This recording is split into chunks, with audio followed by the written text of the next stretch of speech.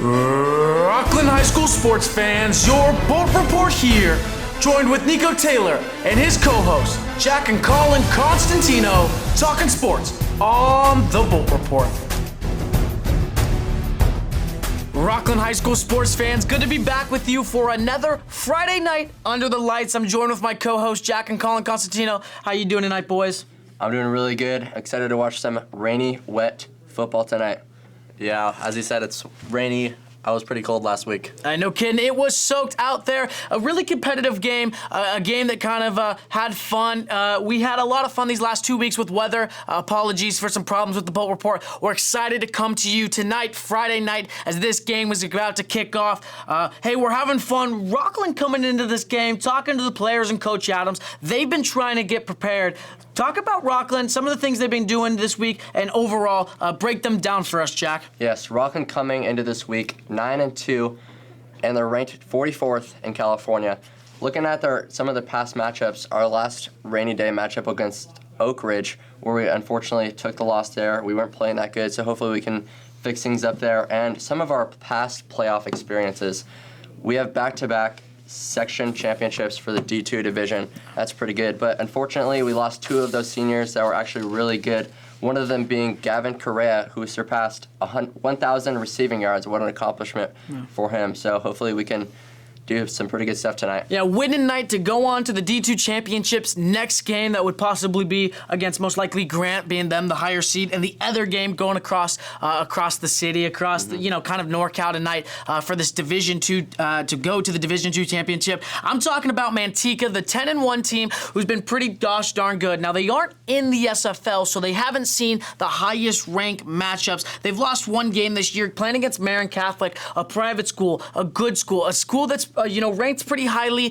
and it was a tough loss for them, losing 29-28 in that game. Coming into this week, they haven't lost a game, winning their playoff game last week. I guess it was Rodriguez beating them 58-18. So a big win for them in the playoffs last week. A big win they're looking for this week. They're definitely a different style of team. Now, when we talk about strengths and weaknesses for Manteca and Rockland, we'll start off with Rockland. What are some of the strengths that's going to set Rockland apart tonight to try to win this football game? So some of these strengths, they're an exceptional run-first offense. I mean, you talk about guys like Derek Healy, Rafi Marino, Alex Durham. They are just workhorses in this Rockland offense, and especially you got those offensive linemen and Garrison Blank and Henry Atata. This running offense is lethal. Going into some Rockland weaknesses, they have a weak passing game. They're getting around 120 yards per game, and especially playing in the rain we saw against Oak Ridge. That wasn't pretty for us. And also special teams playing in the rain. We saw on Oak Ridge, muffling punts, turnovers. It wasn't very good. Going over to Manteca, they are really, really well getting down the field. I mean, they've only had 2 punts this year. Wow. Yeah, 2 punts. That's insane. They also have a really good rushing attack, around 280 yards per game, and 150 of them going to Nico Juarez. And then, again, with the scoring, they've scored 72 touchdowns on the year, which is double the national average. Going into their weaknesses, I'm going to be honest, it was pretty tough to find some Manteca weaknesses. This is a pretty strong team. But their passing attack, they're obviously a run-first offense, so their passing attack is a little weak. And also, I took a look at last year's matchup against Rockland for Manteca, and Manteca was giving up a lot of separation to wide receivers. Okay. So let's see. Very interesting takes. When we talk about that quarterback over there, Gully, the junior, number 17, on the year, he's only got 831 yards. That is 75 yards a game. But don't let that discount you, because he is thrown for 11 touchdowns and only 2 interceptions. So that gives a QBR rating of 127.4. Really sets this guy's apart. It makes a reliable when you're running the ball a lot and you want to throw the ball. He gives you an okay option. Now, they won't see it much tonight just because of, not the most pass-forward offense, like you said, and Rockland being okay against the pass when it comes to defense. So I don't think we'll see much of that tonight, but I do think we'll see some element of it, though it be wet and rainy. I think we're going to see a lot of runs from them tonight. Well, we had some fun this week, I can tell you that. We played some football against some of the football players, and we thought the Bolt Report could take them on. And Henry Hatada and the double move with Mikey Cunningham and Keon and all the guys out there. It's been a lot of fun. So let's go check out that segment of us playing some football with them. And I think we're better. Let's check that out. Welcome, high school sports fans. Your Bolt Report here. We're out here playing some football against the football players, seeing how good the reporters are against some of the football players. Check it out. This is going to be a fun one. All right, so you play football? Yep. Yeah? How many touchdowns you got? 5 on the season. Not enough to moss me. Good as it like. You're going down him in your head. I'm in his head, folks. I'm in his head. I'm watching him. Nope. No. Woo! What are you doing? All right, Mikey's Put it up! on him. This boy's short! It's a 50-50 ball. Oh my God. I put it right in your hands. Don't call it Olive Garden because I ain't seen no breadbasket. What do you got right in strapped your on you? Oh, he's up. Oh, terrible throw. Oh, looking open. Look at the dot. And it's picked. Who put this guy in the quarterback? You weigh 105 pounds soaking wet.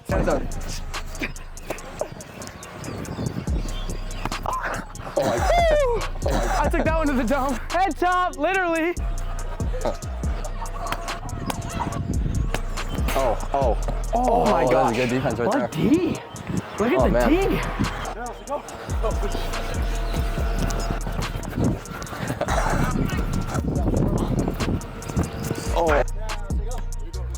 Looking deep. Oh, going up. Hey, that was fucking good D. That was good D. That was good D. That's some good D. Down, say go. Sam, what are you doing?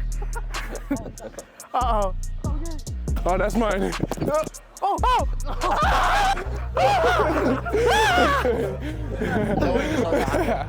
Hey, players are gonna play.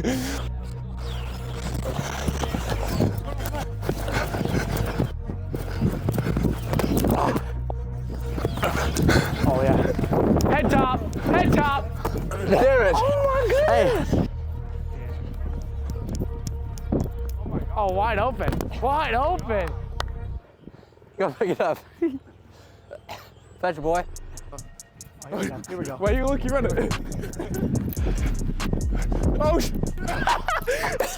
that's terrible. No. Drop it. Okay. Drop it. You got a lot to drop. Okay. And then turn on the gas. Let's go. Ready, go.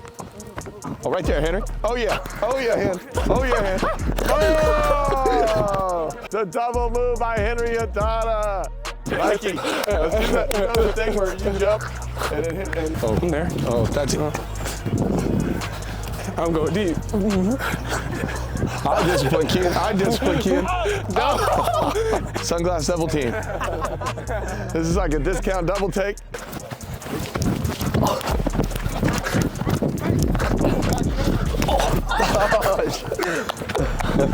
You lost me.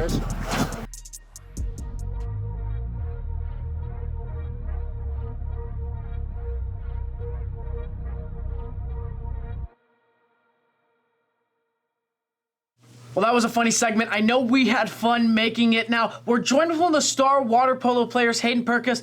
Thanks for being with us tonight. We talk about this season for you guys at water polo. Give us a couple breakdowns and kind of some stuff that played into how the season went. Yeah, we did pretty good this year. We made it to playoffs. Unfortunately, we got out against El Capitan, but it was a pretty good season. Yeah, I heard a consistent report from you guys of just, having a fun, connected season for you guys to be able to play some good water polo. At what position do you play? Kind of give us a breakdown. I'm not the most experienced in water polo. I play attack or usually set D, but it just depends. Yeah, I know Colin and me were talking about this season. We'll talk about the boys on for a second. I know they just won Division II champs, right? Or Division I? 2. Oh, Division II. Well, still an accomplishment to be proud of. Colin, do you have anything for the star player of the team, Hayden Perkis? Well, that sounds like you guys had a really well season, but unfortunately didn't have a well ending. But I don't know much about water polo, but seems like the girls and the guys had a great season. Great season. We appreciate you, Hayden, for joining us. Now we're going to head over to a little recap of the year, kind of some highlights from Mackenzie Murray. We're going to throw it over to that and check that out.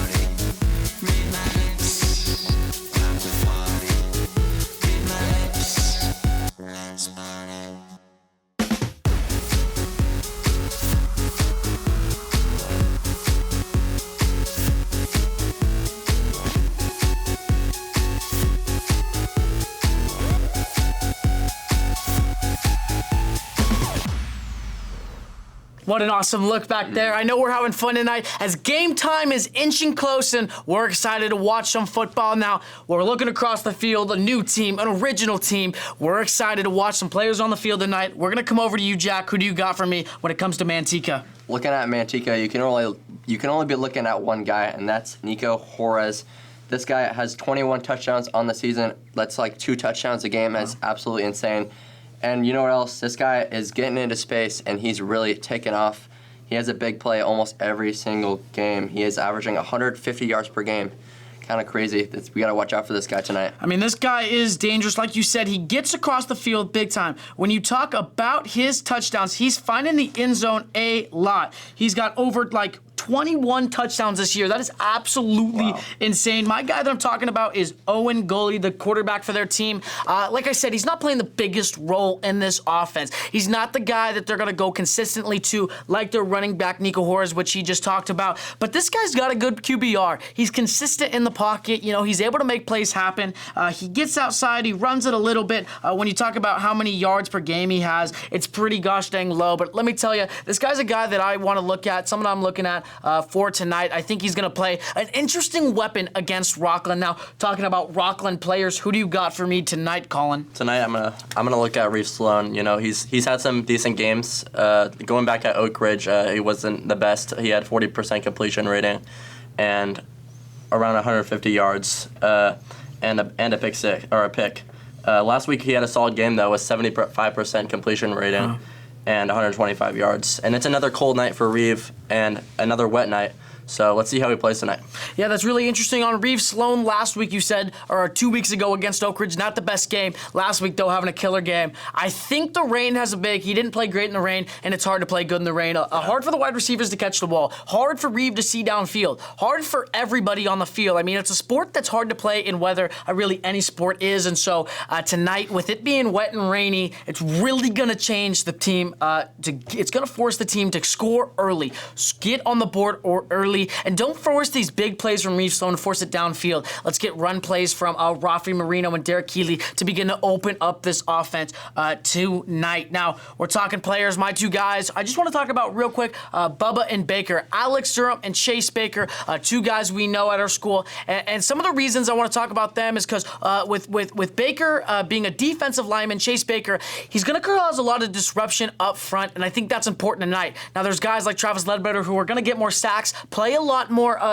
statistic emphasis. But this is a guy who can get up front, cause disruption, and play a good game, and cause the quarterback to start question. Maybe they don't want to run the ball as much. I think he plays a bigger role than what the stats show, and I think he plays a big role for this Rockland defense. As well with Alex Durham, we've talked about him on the show before. He's one of the biggest, hardest-hitting guys, probably in the SFL and in the state of California, in the country, and probably the world. I mean, this guy's an absolute animal. He's funny, he's comedic, but when he puts that eye black on, the helmet and the pads, he becomes something else. He becomes dangerous. He becomes a guy I don't want to reckon with. And I know that the offense is feeling the same way. He runs the ball a little bit, hasn't a couple touchdowns on this year just because they use him in a full back position. He's a good player, someone I look at, and someone I think is going to play a big role tonight. Now, coming to you, Jack, keys to victory. What's one thing that either Manteca or Rockland's got to do to be able to win this football game? Some keys to victory for Rockland. I think we really need to shut down Nico Juarez. This guy's an animal. I mean, he's the workhorse for Manteca. Let's try to see if we can stop him and make sure he doesn't take off for a big play. And we also need to adjust from last game. The last time it was raining, we made a lot of mistakes, so let's hope we can fix up on those things tonight. Keys to victory, like stopping the run game. Keys to victory, like maybe getting a pick, because this guy's only got 2 picks on the year. For Manteca, I think it's really for them. I'm going to play the other side of the ball. Manteca needs to stop the run game. So in same ways, these are 2 run-forward teams, and then that's honestly most of high school football is run forward. With not having the biggest guys on the defensive line, it's easy to run the ball. So I think stopping Rafi Marino and Derek Keeley for Manteca is going to win them this football game. I don't see it happening, unfortunately. I know Henry Hatada, Garrison Blank, a lot of those offensive linemen, they've been playing some good, working hard with Coach, the lineman coach, Mr. Tagavi, and I know that that's going to cause a lot of, connection up front. It's going to cause this run game to probably be as good, if not better, than it normally is. Colin Cohen, over to you. Keys to victory tonight. Yeah, I'm actually going to agree with you guys. It's going to be a cold night. It's going to be raining. There's not going to be a lot of throwing going on, so Rockland needs to stop the run game. Yeah. You see, they're getting 300 yards per game, and last week Oak Ridge was averaging over 300 yards per game, and Rockland stopped them to only 60. It's going to be raining again, and Manteca, like I said, they're going to be forced to run, and Rockland, if they stop that, then Manteca will not have anything going for them. Yeah, no kidding. Now, I want to take a look around the SFL really, really quickly. Let's talk about the Rockland game last week, 49-14, Rockland against Elk Grove. We were there that night. It was a clear factor. Elk Grove was a great team. Really couldn't pass the ball, though, and, took in a big win there. When we talk about the team we're playing against tonight, Manteca, taking on Rodriguez, that's a 58-18 blowout. I don't think we'll see the same tonight with Rodriguez being a team who kind of struggled in the past. Not a lower-ranked team, someone coming from not the best division, so having easier games in the year, but that's interesting. Let's talk about across the way. Grant versus Jesuit last week. That was a 49-7 victory. Wow. I mean, come on. Jesuit being an SFL team, they're not a bad team, but they're also not an insanely good team either. Yeah. But they're someone who could put up a good fight normally. And for Grant to go there, put up 49-7, that's insane. Grant's a force to be reckoned with. When we talk about Vacaville and St. Mary's, who's playing against Grant with St. Mary's coming to win last week, a 43-7 victory. It's kind of insane. So, I mean, the teams who lost last week, the highest scoring being 18, AUP got put on them 58. That was the highest scoring team last week, being Manteca, who we're playing tonight. We're talking about what's going on tonight with Friday night across town, across the way, across the pond, is Grant versus St. Mary's. St. Mary's being ranked 2 and Grant being ranked 3. Now, Grant's lost 3 games, I believe, this year, all to high-ranked teams, and they've been on fire the rest of the year. I think that's the team that's going to take the victory tonight. They are ranked lower, but I think if we play St. Mary's next week, I think we take the win as Rockland. Yeah. If Grant comes in there, that's a team I really don't want to mess with. We saw Grant last year in the D2, D3 NorCal kind of championship. And that was a team that, after Rockland had played good football, winning pretty much every game with ease, I was standing out there and I had never seen a better football team, really. That Grant team was a force to be reckoned with. Their fans and everything along with Grant were aggressive. And Grant's a team that I'm not looking forward to playing next week if we end up going down to Sac City College, winning this week. Next week, going down to Sac City College and watching that game. Grant against St. Mary's should be a good one. That's around the SFL. I think we could talk about the cold weather tonight, Colin. Yeah, it's been raining all week, and this morning I looked at the weather channel with Casey, and he said rain, rain, rain. It's going to be raining all week. We have Thanksgiving break next week, though, so that's at least good. What are you guys' plans for that? That's a good question. I know you guys are related. What are you guys doing? Oh, we're just hanging out, having a good time. Every usual Thanksgiving at the Constantino facility. Yeah, I know you guys are a bit calm at the house, nice and easy. Yep. Just keeping everything calm, staying hunkering down, not really moving, doing anything too much crazy, which is nice for you guys. I know I'm having a little trip, going out with the family. It's good to see my relatives and everybody, do a little snowboarding, create a couple jokes, and spend time with the families. So we want to appreciate you. I apologize for readjusting, but we want to appreciate you for joining in the Bolt Report. Now, we don't know the future of the Bolt Report, to be completely honest with you, when it comes to the aspects of football. We are going to try to get one next week if we win. It's going to be a little difficult. We're not, D2 championships aren't played at the local team. They're played at one of our local colleges, Sac City. It's a cool little stadium, gives you the old feely vibes. I hope we can continue there. We're asking the school board and everything, and who runs the division and the SFL and the Division 2. Hey, let's get in there. We'd love to get in there. If you're watching anybody, let's get in there. Let's have a little Bolt Report down there. We're excited and we want to impress, and I hope that's what we do every week, every Friday night. It's been fun. It really has been fun as we slowly come to the end of this season. And I want to tell you, for basketball season, we will have some action going on there, and it's fun. So we appreciate you for joining in the Bolt Report. I know it's been a blessing and honor to be on here and have you all watch. I know they've really enjoyed it. I know we've really enjoyed it. I want to thank some of our team members like Christian Hazlitt, Hayden Perkis, Cole Morrell, Jack Terrapentini, Danny, teacher Mr. O'Donnell, and everybody who really played a big role in this year. I hope we can shout them out again next week and, just really honor them for what they've done and really brought this to life, who never was before this year. We thank you so much for joining in the Bowl Report. Watch the game. Show up tonight as Rockland takes on Manteca, hopefully the win. Thanks for joining the Bowl Report. I'm Nico. I'm joined with the co-hosts Jack Constantino and Colin Costino. This is your Week in the Bowl Report. Thank you, and see you sometime next time.